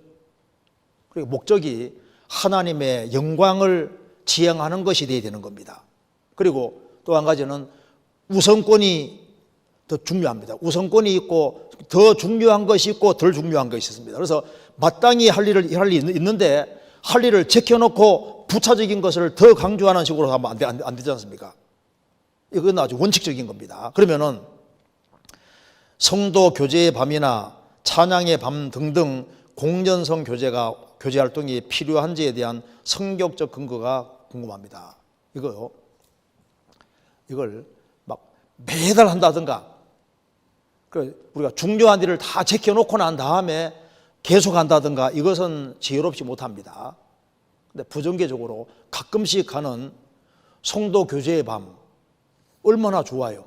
그리고 여기에도 찬양의 밤 가끔씩 드물게 하는데 이것이요 굉장히 중요합니다. 왜냐하면은 이런 걸 준비하는 과정 속에서 서로 협력하는 것도 배우고, 그 속에서 친밀해지고, 또 신앙이 좀 더 그런 것 속에서 신앙이 훨씬 좋아지는 사람도 있고, 우리가 설교로도 힘을 얻지만요 성도 교제의 밤이라든가 찬양이라든가 이런 걸 통해서도 힘을 얻고, 주님 위해서 잘 살아야 되겠다는 마음이 들게 되어 있습니다. 그래서 찬양을 하는 사람, 준비하는 사람이 듣는 사람보다 훨씬 더 큰 은혜를 받는 경우가 많습니다. 그리고 실제로 많은 사람이 유익을 받고 있는 거예요. 하나님께서 성도를 세우는 방법이 여러 가지가 있는데 그 중에 하나가 이런 겁니다. 그래서 여기 찬양이나 연극 등 공전성 교제 활동을 준비하는 과정에서 아무래도 기능적인 부분도 신경 쓸 수밖에 없으니 경우에 따라서 시간과 노력과 물질이 많이 소요된 경우도 있습니다. 그렇죠? 성경 잠언 14장입니다.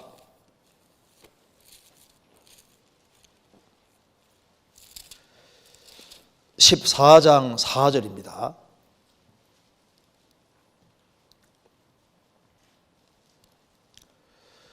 소가 없으면 구유는 깨끗하려니와 소의 힘으로 얻는 것이 많으니라. 소가 없으면은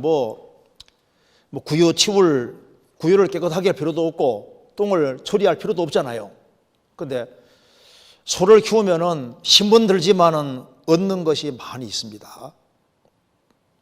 우리가 성도 교제의 밤이라든가 찬양의 밤이라든가 이런 것을 부정기적으로 가끔씩 하는 것이 굉장히 도움이 실제로 돼요. 그리고 그것을 가끔씩 한다고 했을 때 그게 주님께 영광이 되고 또 구원받은 사람들을 튼튼하게 세우고 하는데 굉장히 유용합니다. 그리고 이제 기능성 부분이라고 했는데요. 기능적인 부분, 찬양할 때도 가능하면 찬양을 더 잘하려고 하는 그거 필요해요. 성경에서도 뭘 연주할 때 대충 하지 말고 공교 연주하라는 말도 성경에 나와 있잖아요. 공교의 시편 33편 찾겠습니다.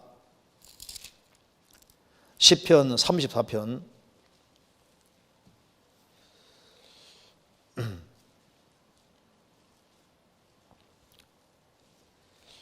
2절입니다. 수금으로 여호와께 감사하고 열줄비파로 찬송할지어다. 새 노래로 그를 노래하며 즐거운 소리로 공교히 연주할지어다. 열줄비파 다는 건 되게 힘든 겁니다.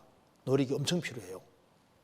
그래서 근데 왜 공교 연주하라 그랬냐면은 하나님께서는 마음을 원하시기 때문에 노래도 아주 정성껏 하고 그리고 거기에다가 시간 투자를 잘 하고 하면은요 이게 그것으로 감동을 받는 사람들이 많이 생긴다고. 그래서 시간 투자가 또 잘 되면요 주 안에서 시간 투자하는 건 낭비 아닙니다. 이것도 전도의 일환인 거예요. 구원받은 식구들을 세우는데 또 특별히 젊은 사람들 있지 않습니까? 세상으로 가지 않게 하고 같이 모아서 같이 하는 속에서 왜 교회 안에서 이 그룹을 만들어 놨냐 하면은 그 속에서 주님을 배우고 같이 교제하는 걸 배우고 그리고 일하는 속에서 같이 교제가 되고 신앙을 같이 배우고 힘을 같이 내는 것을 배워가는 거예요. 그래서 이게 결코 낭비가 아닙니다. 여기 마지막 때인데 이런 시간과 노력을 좀 더 전도에 도움되는 활동이나 말씀 배우는 데 투자하면 신앙적으로 더욱 도움이 되지 않을까요? 마지막 때가 맞죠. 마지막 때가 맞기 때문에 그만큼 사람들이 이기적으로 바뀌고 있습니다. 전도해야 될 걸 알지만은 전도를 하냐고요. 주님의 재림이 가까울수록 모이기를 더 힘쓰자고 했는데 잘 안 모입니다. 그러니까 모이도록 하기 위해서 이것저것을 만드는 이유가 뭐냐면 자발적으로 알아서 하면 얼마든지 좋지요. 그래서 이렇게 모임을 자꾸 만들고 이렇게 하는 그 속에서 같이 교제하는 것도 배우고 같이 연극도 하고 찬양도 하고 그렇게 하는 속에서 교제에 붙고 또 그 사람이 힘을 내서 전도하고 전도의 일환으로서 이 굉장히 중요한 요소가 되는 거예요. 그런데 전도는 안 하고 매일 모여서 찬양만 하고 연극만 계속하고 이렇게 하는 건 답답하지 않잖아요. 그건 지혜로운 게 아닌데 우선권이 있지만은 우리가 열심히 전도해야 된다는 분명한 목적 아래 그 아래에서 이렇게 간혹 가끔씩 이제 이런 걸 만들어 가지고 하는 것은요 실제로 유익되기 때문에 하는 거예요. 그 전도 못지 않게 그것도 중요한 겁니다. 우리 시대에 만일 그리스도인들이 같이 전도만 하고 살면 얼마나 좋아요. 그렇게 하는 게 아니기 때문에 내버려 두면요 거의 젊은 사람들은 오락하고 맨 핸드폰 하고 시간만 많으면요 세상적이 되기 쉬우니까, 그러니까 자꾸 이제 일도 자꾸 만들고 해서, 그렇게 해서 딴 데 멀리 도망가지 말고 같이 모아서 같이 교제하고 이렇게 하는 속에서 찬양도 자꾸 하고 이렇게 하는 속에서, 그래서 신앙이 붙잡아지고 그래서 힘을 얻게 되는 거예요. 여기 이제 물론 찬양 관련해서 무디와 생기 사례처럼 말씀전 특송이나 세신자, 결혼 등을 위한 축하 특송은 중요하다고 생각합니다. 그것만 중요한 게 아니라 찬양의 밤도 중요해요. 연극하는 것도 그것도 필요해요. 필요해. 그런데 우선권을 뒤집으면 안 되는 겁니다. 그것이 중심이 되면 안 되는 거예요. 그런데 주님의 영광을 위해 살아간다는 그 분명한 취지 안에서 부차적으로 간접적으로 가끔씩 그런 것이 되어지는 것은요 큰 그리스도인들에게 큰 힘이 되고 도움이 되는 것이 실제로 맞는 겁니다. 어떤 사람은 이제 그리스도인들이 조금 쉬고 있으니까 전도해야지 왜 쉬고 있냐고.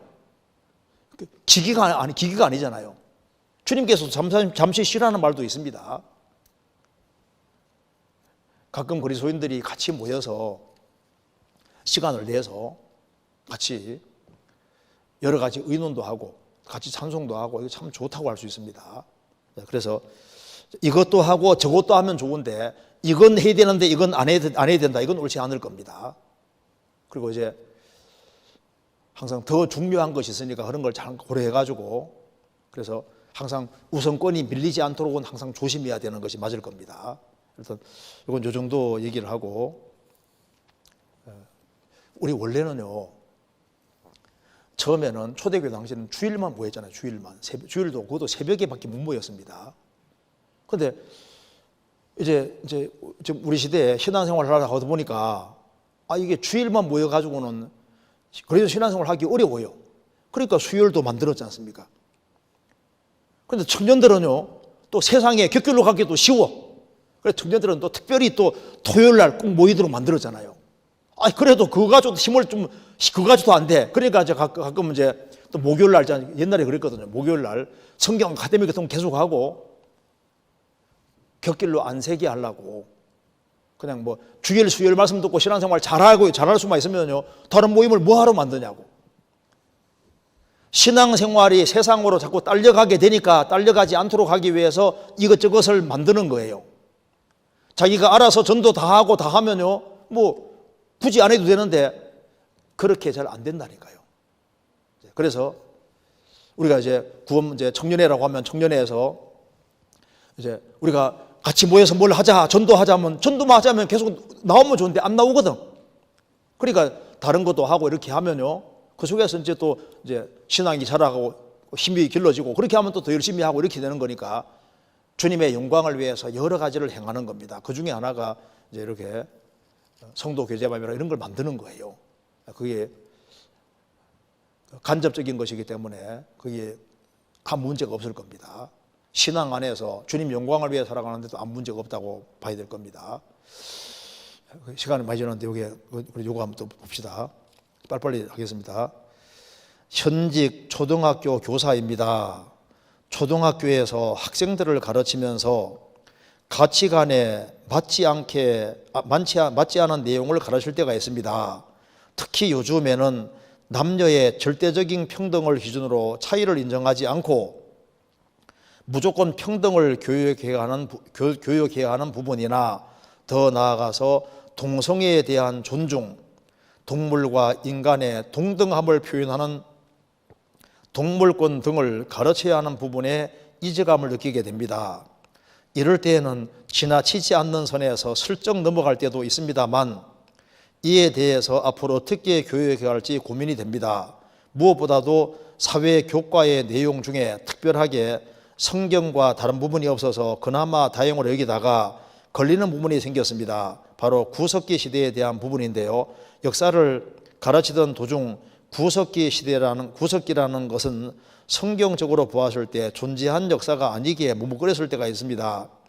교과의 내용에 이게 가르치기는 했지만 어떻게 말을 해야 할지 고민이 많이 되었는데요. 이런 내용에 대해서 어떤 자세로 가르쳐야 할지 궁금합니다. 참 좋은 질문이잖아요. 여기 이제 이거 아마 이게 갈등이 많이 생길 겁니다. 제가 한번 읽어보겠습니다. 다시 읽어보겠습니다. 현직 초등학교 교사입니다. 옛날에는 교사가 참 좋았는데요. 요즘은 교사 참 힘들어요. 교사도 안 쉽습니다. 초등학교에서 학생들을 가르치면서 가치관에 맞지 않는 내용을 가르칠 때가 있습니다. 그렇죠. 성경적인 가치관과 충돌될 때가 많이 있죠. 그래서 여기 이제 우리가 학창 시절에도 이제 학교 가르치는 내용하고 성경하고 너무너무 다른 걸 배우기 때문에 그것 때문에 이 갈등을 겪는 사람들이 상당히 많이 있습니다. 그리고 심지어 기독교 학교에서도 기독교 대학 쪽에서도 있지 않습니까? 성경을 절대적인 말씀으로 믿고 있는데 자유주의 신학에 물든 교수들은 와서 성경을 계속 한 학기 내내 성경 비판 얘기하거든요. 그것 때문에 막 아주 혼란과 갈등 겪는 학생도 있습니다. 그러니까 여기 학생들을 초등학생을 가르치면서 가치관에 맞지 않는 내용을 가르칠 때가 있습니다. 그래서 이제 이게 진화론 같은 거 가르칠 때는 너무 당황하게 되고 이게 참 그러잖아요. 진화론 이게 안 맞는데 이걸 어떻게 가르쳐야 될까? 이제 이런 학설이 있다고 가르치는데 이제 가르치면서 이제 갈등을 느낄 수가 있는 겁니다. 근데 여기 이제 참 이분이 아주 답을 참 잘했는데 읽어보겠습니다. 특히 요즘에 남녀의 절대적 평등을 기준으로 차이를 인정하지 않고 무조건적인 평등을 교육해 가는 부분이나 더 나아가서 동성애에 대한 존중, 동물과 인간의 동등함을 표현하는 동물권 등을 가르쳐야 하는 부분에서 이질감을 느끼게 됩니다. 이럴 때는 지나치지 않는 선에서 슬쩍 넘어갈 때도 있습니다만, 여기 슬쩍 넘어갈 때도 있습니다만, 맞죠? 자신이 없는 부분은 슬쩍 넘어갈 때가 있다. 솔직한 마음입니다. 우리도 가만 학교에 돌이보면은 선생님이 교과 과정 다 가르치는 그런 경우는 거의 좀 드물고, 이제 중요하다고 생각하는 걸 가르치고 그 다음에 중요하지 않다고 생각하는 것은 슬쩍슬쩍 넘어가고, 너희 알아서 공부하라 하면서 몽땅 가르쳐주면 좋은데 학교 생활에서도 거의 몽땅 다 가르쳐주지 않고 중요하다고 생각하는 것을 강조하고 중요하지 않은 건 슬쩍 넘어가는 일들이 있잖아요. 그러니까 이게 이제 지나치지 않은 선에서 슬쩍 넘어갈 때가 있습니다만, 그렇죠. 중요한 걸 집중적으로 가르치고, 이것도 지혜에 속합니다. 중요한 걸 집중적으로 가르치고 중요하지 않은 부분은 슬쩍 넘어간다. 이런 일이 학창시절에도 항상 있어 왔습니다. 항상. 여기에 좀 지혜일 수 있는 거예요. 그래서 그리고 이제 시험 칠 때도요. 초등학교 지금 시험 치는지 모르겠는데 요즘 초등학교 시험 안 치죠? 치는가요? 그러니까 이제 과거에 이제 시험 칠 때도 범위를 딱 줘서 이제 이런 부분이 나오는 건 빼놓고, 시험 보면은 여기에서 여기까지, 또 요거 띄워놓고 여기에서 여기까지 나온다 하면요, 애들이 주로 그쪽 공부할 거 아니에요. 그치? 범위 전해주는데 이렇게 이제 쭉 이렇게 나오는데, 뭐 동성애 부분도 나오고 이제 뭐 동물권 얘기 나오고 이렇게 하면요, 이렇게 나오는데 시험이 주로 여기에서 여기까지 나오고 여기에서 여기까지 나온대. 범위를 딱 정해주는 겁니다. 그리고 이제 공부해 줄 때 여기를 집중적으로, 여기에 집중적으로 가르치고 여기 슬쩍 넘어가고, 이것도 지혜로운 방법에 속하잖아요. 이분이 이제 슬쩍 넘어갑니다. 그러니까 교수 재량이잖아요. 선생님 재량입니다. 그래서 가치관에 따라서 중요한 부분을 아주 크게 강조하고 중요하지 않은 것 대충 넘어가고, 이것이 애들 머릿속에 들어가면 안 좋으니까, 그렇잖아요. 그렇게 할 수도 있잖아요. 그래서 이럴 때는 지나치지 않는 선에서 슬쩍 넘어갈 때도 있습니다. 그렇죠. 아마 우리가 교사라도 우리가 거듭난 크리스찬으로서 교과 과정을 딱 받았을 때, 야, 이거 틀림없이 이건 진짜 애들에게 이게 머릿속에 들어가면 문제가 된다. 교과서는 있는데, 그럴 경우는요, 다른 거 충분히 얘기하고 그 다음 넘어가면서 할 수도 있고, 그리고 이제 보통 시험 치다가 되면 애들이 집중적으로 공부하니까 시험 범위에서는 빼놓을 수도 있잖아요. 그렇죠? 그리고 여기 이제 설정 넘어갈 때도 있습니다만 이렇게 말했습니다. 이것도 좀 지혜로운 방법이 될 수 있습니다. 그리고 이제 남녀의 절대적인 평등을 기준으로 차이를 인정하지 않고 무조건적인 평등을 교육해가는 부분이나 이제 점점 이렇게 되고 있습니다. 이제 아담 안에 살면서 사람들 마음이 이제 왜곡이 돼가지고 점점 모든 것이 다 구부러지고 있어요. 하나님의 형상으로서 남자와 여자의 분명한 구별이 있는데 구별을 전부 다 모호하게 지금 다 만들어가고 있습니다. 그리고 더 나아가 동성애에 대한 존중, 참 큰일입니다. 성경엔 동성애가 얼마나 큰 죄인지가 죄라고 기록되어 있는데 동성애를 존중해야 된다고. 존중과 동물과 인간이 어떻게 동등합니까? 동등함을 표현하는 동물권 등을 가르쳐야 하는 부분에서도 이질감을 느끼게 됩니다. 반려동물이라고. 진짜 놀라운 말입니다. 이게 정말 충격스러운 말이잖아요. 그래서 이런 것에 대해서 이질감을 느끼게 된다. 이제 솔직한 마음입니다. 우리가 동물들을 아주 이렇게 정말 생명을 아주 존중해야 귀하게 여기게 되는 것은 맞지만은 인간과 같은 레벨에 갖다 놓으면 큰일 나는 거예요. 근데 어떤 사람 보면 막 개를 막 무조건 걷어차고 막 무조건 괴롭히고 이렇게 하는데 그건 또 그거도 안 맞습니다. 합당하지 않아요. 성경에서 의인은 육축의 생명을 돌아본다고 했습니다. 그 내용 아시죠? 한번 찾아봅시다. 그래도 잠언 12장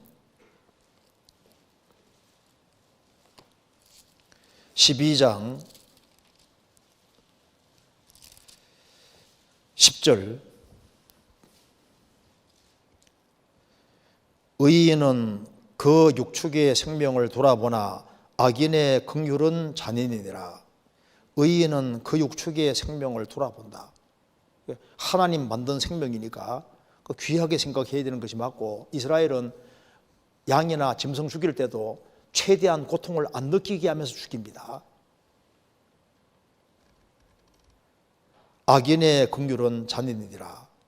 그래서 이게 무엇보다도 사회 교과의 내용 중에 특별하게 성경과 다른 부분은 없어서 그나마 다행으로 여기다가 걸리는 부분이 생겼습니다. 바로 구석기에 대한 부분인데요. 역사를 가르치던 도중 구석기라는 것은 성경적으로 보았을 때 존재한 역사가 아니기에 머뭇거렸을 때가 있습니다. 그렇죠? 뭐 구석기, 신석기 이런 시대는 원래 없었습니다. 이거 잠깐 볼까요? 여기 이게 어떻게 되냐면은 제가 간단하게만 설명드리겠습니다.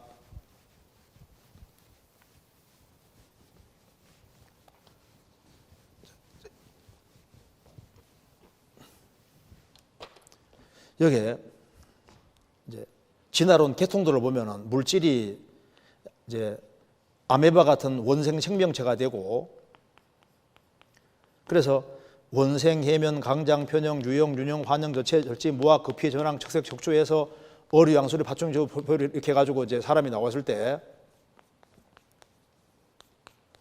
이제 이렇게 돼서 사람이 나왔다고 이렇게 가르치는 겁니다. 그러면 이제 이렇게 돼서 이렇게 사람이 됐을 때 물질, 시간, 우연 이제 이렇게 해가지고 오랜 세월을 걸쳐서 서서히 해가지고 이제 사람이 됐다고 생각하기 때문에 과거에는 인간은 짐승에서 진화되어 왔으니까 머리가 나쁠 거라고 생각하는 거예요. 그래서 이제 구인에서 신인으로 넘어가는 과정에서 신생대 3기, 4기 넘어가면서 이제 구석기 시대, 신석기 시대, 청동기 절기를 했을 때 이 구석기, 신석기 이렇게 이런 것을 만든 사람이 영국 사람이 만들었는데요. 이런 시대가 따로 있었던 것이 아니라는 우리 알지 않습니까? 그래서 인간은 과거에는 머리가 나빴을 테니까 처음에는 구석기, 타제석기 이제 돌을 탁탁 깨트렸을 것이다. 타제석기. 그다음에 이제 조금 더 머리가 또 지능이 발달했으니까 이제 그다음에 마제석기 돌을 갈아서 따고 천만의 말씀입니다. 성경 창세기 4장 보면은 노아 홍수 전에 벌써 각양동철로 날카로운 기계 만들었다 그랬죠. 벌써 노아 홍수년에 동철이 사용됐습니다. 그런데 지금도 타제석기 사용하는 사람도 있어요. 마제석기 사용하는 사람도 있습니다. 사람이 이제 문명권을 이탈해서 저 구석으로 들어가면은 사용할 게 없으면 돌도 깨트려 쓰고 돌도 갈아 쓴다고요. 그러니까 이런 시대가 따로 있었는 것이 아닌데 진화론의 근거에서 이제 이런 것이 만들어져 있는 겁니다. 이런 시대가 따로 있었던 것이 아니거든요. 지금도 사람이 코너에 몰려가지고 산속으로 도망가게 되면 쓸 데가 없으면요. 지금도 돌 갈아 쓰는 민족들도 얼마든지 있잖아요. 그래서 이제 이런 시대가 뭐 따로 있었던 것이 아닌데 뭐 그런 시대가 있었던 것처럼 이렇게 되니까 이런 걸 가르쳐야 되니까 무무를 끓을 때가 있다 그 말입니다. 그렇지 않습니까? 이제 그래서 교과의 내용이기에 가르치긴 했지만 어떻게 말을 해야 할지 고민이 많이 되는데 어떤 이런 내용에 대해서 어떤 자세로 가르쳐야 할지 궁금합니다. 우리가 어떤 걸 가르칠 때 내용을 좀 더 정확히 알고 있으면요, 그게 이제 학설에 불과하다는 걸 잘 설명해 줄 수도 있을 겁니다. 그런데 제가 봤을 때는 그리스도인 교사는 인격이 훨씬 더 중요합니다. 인격이. 저도 이렇게 쭉 돌이켜 봤을 때 뭐가 제일 학창시절에 제일 기억이 남냐면 공부 가르쳐준 내용은 별로 기억이 안 나요. 뭐가 기억나냐면 빵 하나 준 거. 선생님이 오라 해가지고 빵 하나 준 거. 그리고 참 머리에 써다 주고 있지 않습니까? 초등학교 때 뭐 가르쳐놓은 내용 있지 않습니까? 그거 별로 기억나는 것 별로 없고, 그리고 이제 정말 기억 남는 것은 내게 따뜻한 말을 해준 것들, 그리고 정말 나를 정말 이렇게 존중히 여기는 그런 마음을 가지고 대해준 것들, 이런 것들이 훨씬 더 많이 기억에 납니다. 그래서 사람 영혼이 이제 움직여지는 것은 우리 속에 영혼이 움직여져야 영혼이 움직이는 거니까. 그래서 가르치는 내용 중에서도 별로 중요하지 않다 싶은 것은 넘어가고, 정말 그 내용 중에서 별로 중요하지 않은 것은요, 일단 그런 학설이 있다고 넘어가고 중요한 거 중심으로 해서 이렇게 가르쳐 줄 수도 있고, 그리고 그것보다도 교과를 가르칠 때 기도를 충분히 하고 가르치면요, 주님이 그때그때마다 주시는 지혜도 따로 있습니다. 이제 그래서 내가 이걸 가르쳐야 될까, 저걸 가르쳐야 될까, 이 갈등 생기는 부분 있지 않습니까?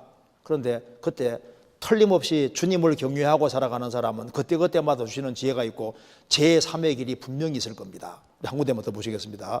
전도서 7장입니다. 7장 15절.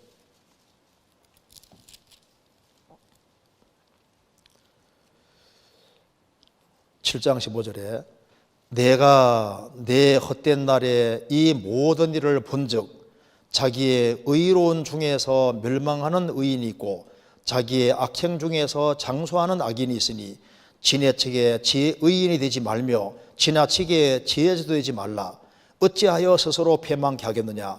지나치게 악인이 되지 말며 우매자도 되지 말라. 어찌하여 기한 전에 죽으려느냐.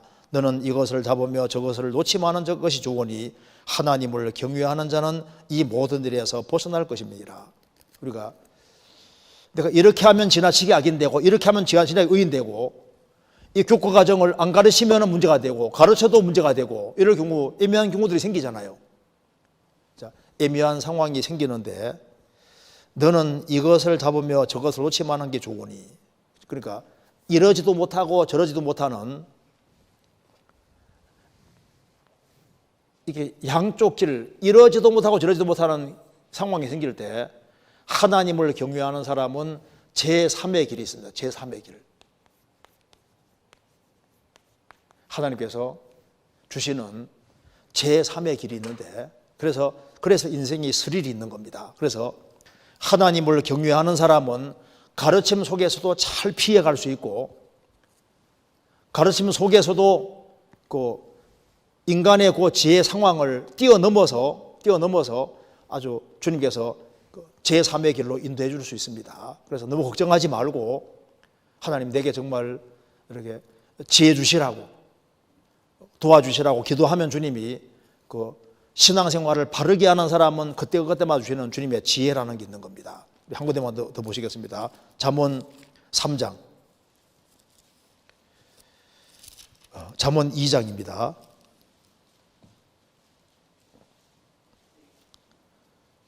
(2장 6절)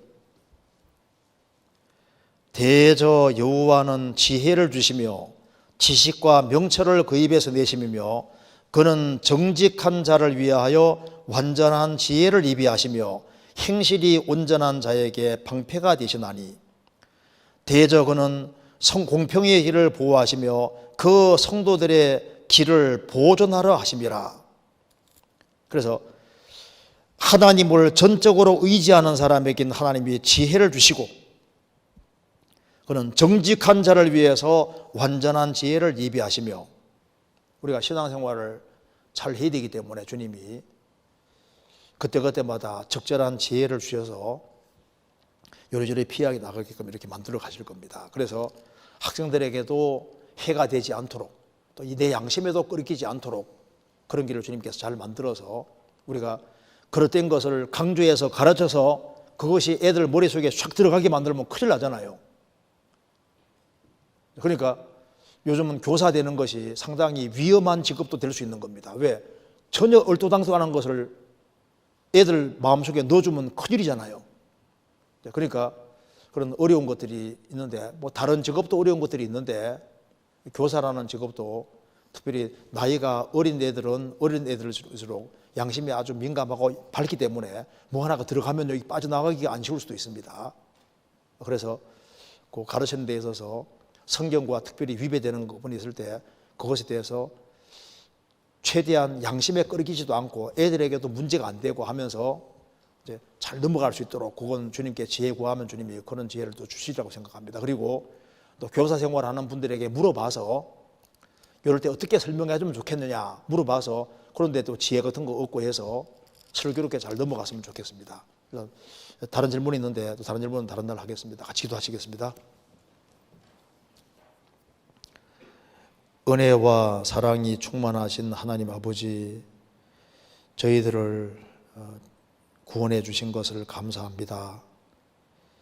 주님 오시는 그날까지 주 안에서 귀하게 쓰임받는 사람이 되도록 도와주시고 불쌍한 영혼들을 주님 품으로 인도하고 주 안에 굳건하게 세우는데 귀하게 쓰임받도록 도와주옵소서. 오늘 나머지 모든 시간도 주님께서 도와주시옵소서. 우리 구주 예수 그리스도 이름으로 기도하옵나이다. 아멘.